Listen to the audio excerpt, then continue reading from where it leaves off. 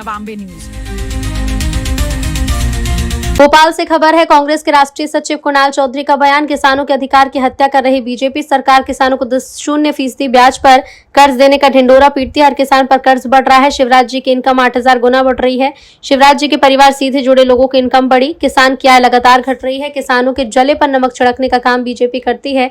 उन्होंने कहा कि एक बड़ी साजिश की जा रही, जिसके तहत अब तक का गेहूं नहीं खरीदा जा रहा। गेहूं खरीदी केंद्र पर बारदानों की व्यवस्था तक नहीं है। गेहूं खरीदी की 1 अप्रैल तारीख को भी आगे बढ़ाया जाएगा, जिससे सस्ते दामों में किसानों को गेहूं बेचना पड़ सकता है। बड़े उद्योगपतियों की दलाली कर रहे शिवराज सिंह चौहान सरकार किसानों का गेहूं 27 रुपए प्रति क्विंटल खरीदने की बात करती है। मंडियों में आज किसानों का 18 रुपए क्विंटल गेहूं बिक रहा है। सरकार पहले किसानों से गेहूं खरीदी करे, फिर किसानों से ऋण वसूली करे। सरकार गेहूं खरीदी न करते हुए बिजली की वसूली कर रही है। सरकार किसानों से वसूली का काम कर रही है। सरकार थाने, राजस्व, एमपीवी की वसूली कर रही है। किसान का ये हालत है मध्य प्रदेश के कि किसान प्रताड़ित और परेशान है। आज इसी मुद्दे को लेके आपके बीच में आना हुआ था कि सरकार गेहूं की खरीदी की जगह वसूली शुरू कर दी।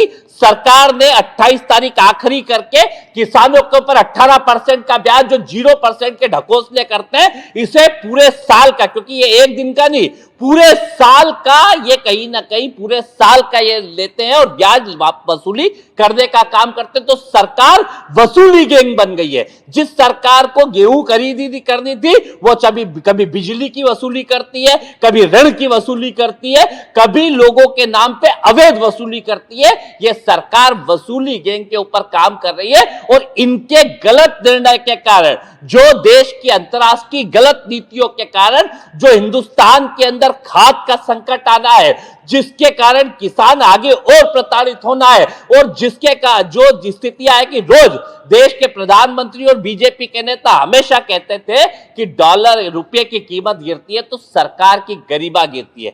हम भी तब सही बात कहते थे कि यह बात सही है, क्योंकि अगर 1 रुपया कीमत बढ़ती है डॉलर के मुकाबले हमारी, अगर 90 से 91 पहुंचती है, तो लगभग 72,000 करोड़ का नुकसान बिगर कुछ लिए, बिगर कुछ दिए हिंदुस्तान को होता है। तो इसकी जवाबदेही किसकी है कि जो 60 रुपए के ऊपर 55-58 रुपए के ऊपर डॉलर हुआ करता था, वो आज 94 पहुंच गया।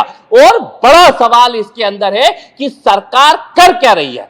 पेट्रोल डीजल जो ईरान से 7 दिन के रास्ते पे आ जाता था, उसे 70 दिन के रास्ते पे खरीद रही है, जिसके अंदर ट्रांसपोर्ट और बीमा फ्री होता था, जिससे किसानों को सस्ता मिलता था, और वो खत्म करके कहीं ना कहीं अमेरिका की रिफाइनरी से महंगा तेल खरीद रही है। और रिफाइनरी लगा कौन रहा है? यहाँ के हिंदुस्तान के टैक्स पेयरों का पैसा इकट्ठा करके यहाँ की अंबानी सरकार वहां पे रिफाइनरी लगा रही है।